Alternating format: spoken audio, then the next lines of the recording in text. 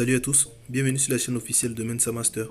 Aujourd'hui on a au menu le OTOT S7. Il faut rappeler que OTOT est une marque chinoise qui fabrique pas mal de smartphones à des prix très abordables et nous allons démarrer tout à l'heure.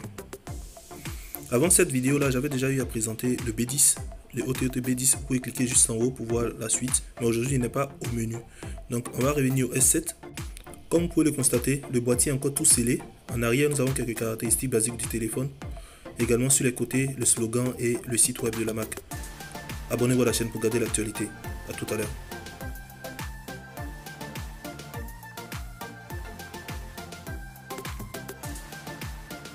Après avoir retiré le plastique, qu'est-ce qu'on trouve? En haut, il n'y a rien dans le boîtier. Nous avons ensuite le smartphone en question. Voilà, avec un protège en plastique déjà recouvert.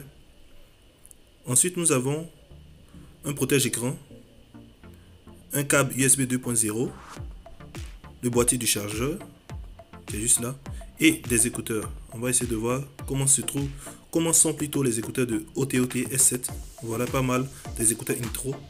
Ensuite nous avons la carte de garantie et un manuel d'utilisation qui est mis à votre disposition pour pouvoir prendre quelques informations sur les smartphones. Après avoir vu le contenu du boîtier du OTOT S7, nous allons passer à sa présentation lui-même. On retire déjà la coque en silicone. On remarque qu'en arrière, on a une double caméra. Cette double caméra, une de 8 mégapixels et une de 2 mégapixels. À côté, nous avons un double flash. Au-dessus, nous avons simplement une entrée jack 3.5. À côté, il n'y a rien également. En dessous, nous avons une double sortie audio et l'entrée de câble USB 2.0 pour votre chargeur ou tout transfert. À côté, nous avons la touche de mise en marche et arrêt et la touche volume. Il faut rappeler aussi que le OTOT S7 a une batterie amovible. Donc, on va ouvrir l'arrière pour voir ce qui se cache à l'intérieur. On trouve déjà la batterie qui est juste là. Et pour que le téléphone soit fonctionnel, dès que vous l'achetez, vous êtes obligé de retirer le plastique qui est là pour connecter la batterie afin qu'elle soit fonctionnelle. Quand on retire la batterie, on trouve les slots de 4 SIM, 4 SIM 1, 4 SIM 2 et le lecteur de 4 mémoires.